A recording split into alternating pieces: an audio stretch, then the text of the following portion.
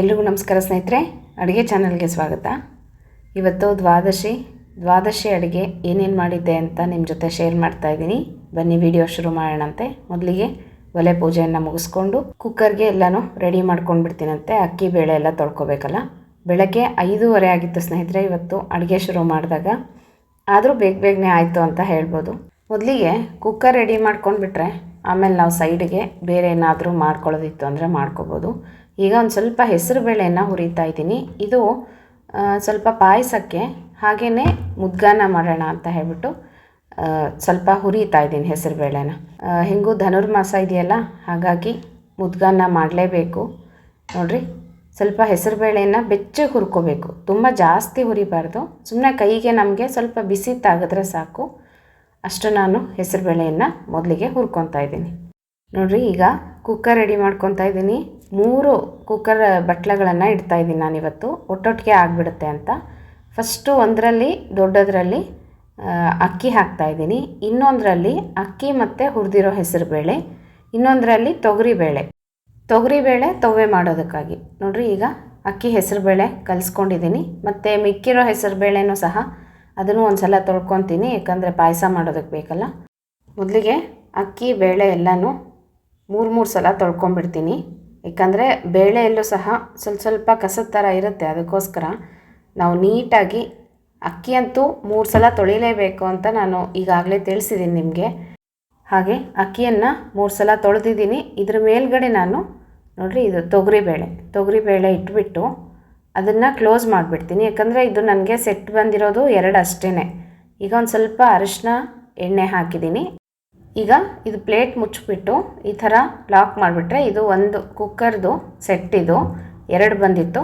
ಹಾಗಾಗಿ ಇದನ್ನು ಇಟ್ಬಿಟ್ಟು ಇದರ ಮೇಲೆ ನಾನು ಸಪ್ರೇಟಾಗಿ ಒಂದು ಕುಕ್ಕರ್ ಬಟ್ಲು ಇತ್ತು ಮನೆಯಲ್ಲಿ, ಅದರಲ್ಲಿ ಒಂದು ಸ್ವಲ್ಪ ಹೆಸರುಬೇಳೆ ಅಕ್ಕಿ ಹಾಕಿಬಿಟ್ಟು ಹೀಗೆ ನೀರು ಹಾಕಿಬಿಟ್ಟು ಇಡ್ತೀನಿ. ಬೇಯುತ್ತೆ, ಏನು ತೊಂದರೆ ಇಲ್ಲ. ಈಗ ನೋಡಿರಿ, ಈ ರೀತಿಯಾಗಿಟ್ಟು ಕ್ಲೋಸ್ ಮಾಡಿಬಿಡ್ತೀನಂತೆ. ಇದೊಂದು 3 ವಿಷಲ್ ಬರೋದ್ರಲ್ಲಿ ನಾನು ಬೇರೆ ಏನಾದರೂ ಚಟ್ನಿ ಏನಾದರೂ ಹುರ್ಕೊಳ್ಳೋದಕ್ಕೆ ಅನುಕೂಲ ಮಾಡ್ಕೊತೀನಿ. ಈಗ ನೋಡಿರಿ, ಮೊದಲಿಗೆ ನಾನು ಮುದ್ಗಾನ ಮಾಡಲಿಕ್ಕೆ ಒಣಕೊಬ್ಬರಿ ಮಿಕ್ಸಿ ಜಾರ್ಗೆ ಹಾಕ್ಕೊತಾ ಇದ್ದೀನಿ. ನೀವು ತುರಿದು ಸಹ ಹಾಕ್ಬೋದು, ನಾನು ಬೇಗ ಆಗುತ್ತೆ ಅಂತ ಹೆಚ್ಚಿಬಿಟ್ಟು ಹಾಕ್ಬಿಡ್ತೀನಿ ಅಷ್ಟೇ. ಸ್ವಲ್ಪ ಮೆಣಸು ಹಾಗೆ ಜೀರಿಗೆ, ಇದಿಷ್ಟೂ ನಾನು ಪೌಡರ್ ಮಾಡಿ ಇಟ್ಕೊತೀನಿ. ಹಿಂದೆ ನಿಮಗೆ ತೋರಿಸಿದ್ನಲ್ವ ಮುದ್ಗಾನ ಮಾಡಲಿಕ್ಕೆ ಯಾವ ಪುಡಿಯನ್ನು ಬಳಸಬೇಕು ಅಂತ. ಆದಷ್ಟು ಇನ್ಸ್ಟೆಂಟಾಗಿ ಮಾಡಿಕೊಂಡ್ರೆ ರುಚಿ ಜಾಸ್ತಿ ಇರುತ್ತೆ.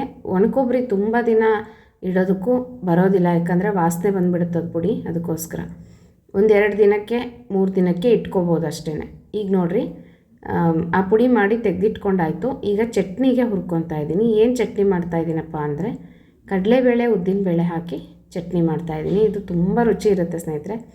ನಾನು ಪ್ರತಿ ದ್ವಾದಶಿ ಇದನ್ನೇನು ಮಾಡಲ್ಲ, ಒಂದೊಂದು ಸಲ ಒಂದೊಂದು ಮಾಡ್ತಾಯಿರ್ತೀನಿ. ನೀವು ನೋಡ್ತೀರಲ್ವ, ಒಂದೊಂದು ಸಲ ಮೊಸರು ಬಜ್ಜಿ ಮಾಡ್ತೀನಿ. ಲಾಸ್ಟ್ ಟೈಮ್ ಮೊಸರು ಬಜ್ಜಿ ಮಾಡಿದ್ದೆ, ಈ ಸಲ ಚಟ್ನಿ ಮಾಡ್ತಾಯಿದ್ದೀನಿ. ಮೊದಲಿಗೆ ಕಡಲೆಬೇಳೆ ಉದ್ದಿನಬೇಳೆ ಒಂದೊಂದು ಹಿಡಿ ಹಾಕ್ಕೊಂಡಿದ್ದೀನಿ.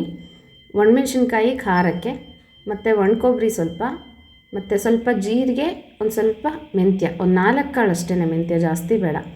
ಇಷ್ಟೂ ಒಂಚೂರು ಎಣ್ಣೆ ಹಾಕಿ ಚೆನ್ನಾಗಿ ಫ್ರೈ ಮಾಡ್ಕೋಬೇಕು. ಆಗಲೇ ನಮಗೆ ಗೊತ್ತಾಗುತ್ತೆ, ಅದು ಪರಿಮಳ ಬರ್ತಾ ಇರುತ್ತೆ ಘಮ್ಮಂತ ಕಡಲೆಬೇಳೆ ಉದ್ದಿನಬೇಳೆದು, ಮತ್ತು ಕೆಂಪಗೂ ಆಗ್ತಾ ಬರುತ್ತೆ. ಆಗ ನಾವು ಅದನ್ನು ತೆಕ್ಕೊಂಡ್ಬಿಟ್ರೆ ಸರಿ ಹೋಗುತ್ತೆ. ಈಗ ಒಂಚೂರು ಹಿಂಗೆ ಹಾಕಿದ್ದೀನಿ, ಪರಿಮಳ ಚೆನ್ನಾಗಿರುತ್ತೆ ಚಟ್ನಿಗೆ ಅಂತ.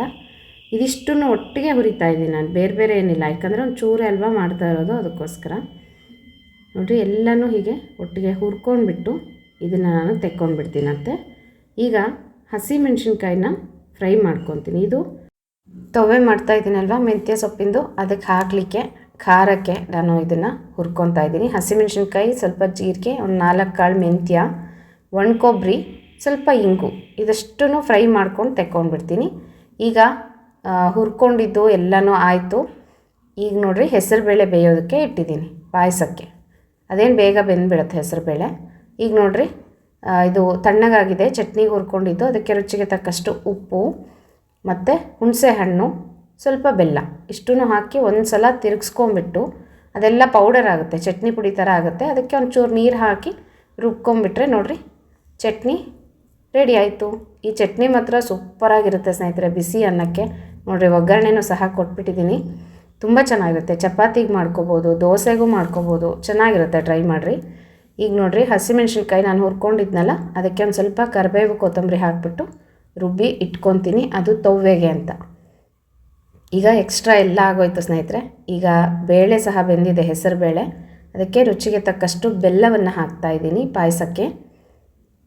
ಹೆಸರು ಬೇಳೆ ತುಂಬ ಬೇಗನೆ ಬೇಯುತ್ತೆ, ತೊಗರಿಬೇಳೆ ಥರ ಅಲ್ಲ ಸ್ನೇಹಿತರೆ. ಹೆಸರುಬೇಳೆ ತೊಗರಿಬೇಳೆ ತುಂಬ ಅಂದರೆ ತುಂಬ ಟೈಮ್ ತೊಗೊಳುತ್ತೆ, ಅದಕ್ಕೋಸ್ಕರ ನಾನು ಕುಕ್ಕರ್ ಬಳಸೋದು. ಈಗ ನೋಡಿರಿ, ಇದಕ್ಕೊಂದು ಸ್ವಲ್ಪ ಏಲಕ್ಕಿ ಪುಡಿ ಹಾಗೆಯೇ ಒಂಚೂರು ಒಣಕೊಬ್ಬರಿ ತುರಿದು ಹಾಕ್ತಾಯಿದ್ದೀನಿ. ಇದು ಒಳ್ಳೆ ಟೇಸ್ಟ್ ಕೊಡುತ್ತೆ ಪಾಯಸಕ್ಕೆ. ಆಮೇಲೆ ಇದು ತಣ್ಣಗಾದ್ಮೇಲೆ ಒಂದು ಸ್ವಲ್ಪ ಹಾಲು ಹಾಕ್ಕೊಂಬಿಟ್ರೆ ಪಾಯಸ ರೆಡಿ ಆಗುತ್ತೆ. ಈಗ ಕುಕ್ಕರ್ ಸಹ ಇಳಿದಿದೆ, ಕೂಲಾಗಿದೆ. ಈಗ ಮುದ್ಗನ್ನ ಮಾಡ್ಕೊಂಬಿಡೋಣ ಸ್ನೇಹಿತರೆ.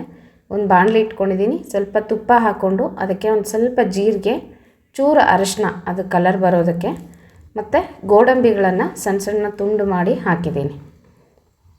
ಒಂದು 4 ಕರಿಬೇವಿನ ಸೊಪ್ಪು ಹಾಕ್ಕೊಂಡು ಇದು ಫ್ರೈ ಆದ ತಕ್ಷಣ ನಾವು ಪುಡಿ ಏನು ಮಾಡಿ ಇಟ್ಕೊಂಡಿದ್ವಲ್ಲ, ಒಣಕೊಬ್ಬರಿ, ಮೆಣಸು, ಜೀರಿಗೆ ಅದನ್ನು ಹಾಕಿ ಒಂಚೂರು ಹುರಿಬೇಕು ಈ ರೀತಿ ತುಪ್ಪದಲ್ಲಿ.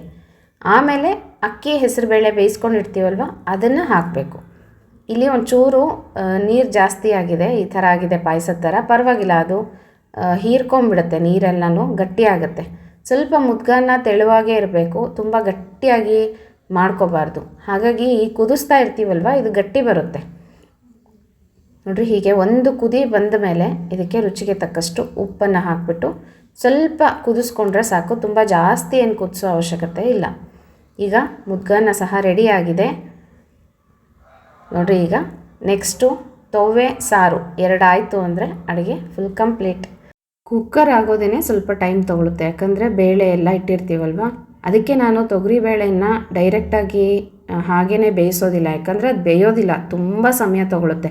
ಹೆಸರು ಬೇಳೆ ತುಂಬ ಬೇಗನೆ ಬೇಯುತ್ತೆ. ಈಗ ನೋಡಿರಿ, ಒಂದು ಬಾಣಲಿ ಇಟ್ಕೊಂಡಿದ್ನಲ್ಲ ಅದಕ್ಕೆ ಸ್ವಲ್ಪ ಸಾಸಿವೆ, ಜೀರಿಗೆ, ಇಂಗು ಹಾಕಿ ಒಗ್ಗರಣೆ ಮಾಡಿಕೊಂಡು ಅದಕ್ಕೆ ಮೆಂತ್ಯ ಸೊಪ್ಪು ಹಾಕಿ ಚೆನ್ನಾಗಿ ಫ್ರೈ ಮಾಡಿಕೊಂಡೆ. ನಂತರ ಅದಕ್ಕೆ ಬೆಂದಿರುವಂಥ ತೊಗರಿ ಬೇಳೆಯನ್ನು ಹಾಕಿದ್ದೀನಿ. ಅದಕ್ಕೆ ಹಸಿಮೆಣ್ಸಿನ್ಕಾಯಿ ಪೇಸ್ಟನ್ನು ಹಾಕ್ತಾಯಿದ್ದೀನಿ. ನಾವೇನಾಗಲೇ ಹುರ್ಕೊಂಡ್ವಲ್ಲ ಹಸಿಮೆಣ್ಸಿನ್ಕಾಯಿ, ಜೀರಿಗೆ, ಒಣಕೊಬ್ಬರಿ ಎಲ್ಲನೂ, ಅದನ್ನು ಇದಕ್ಕೆ ಹಾಕ್ತಾಯಿದ್ದೀನಿ.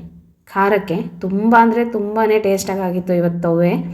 ಮೆಂತ್ಯ ಸೊಪ್ಪು ಅಷ್ಟೇ ತುಂಬ ಫ್ರೆಶ್ಶಾಗಿ ಇತ್ತು.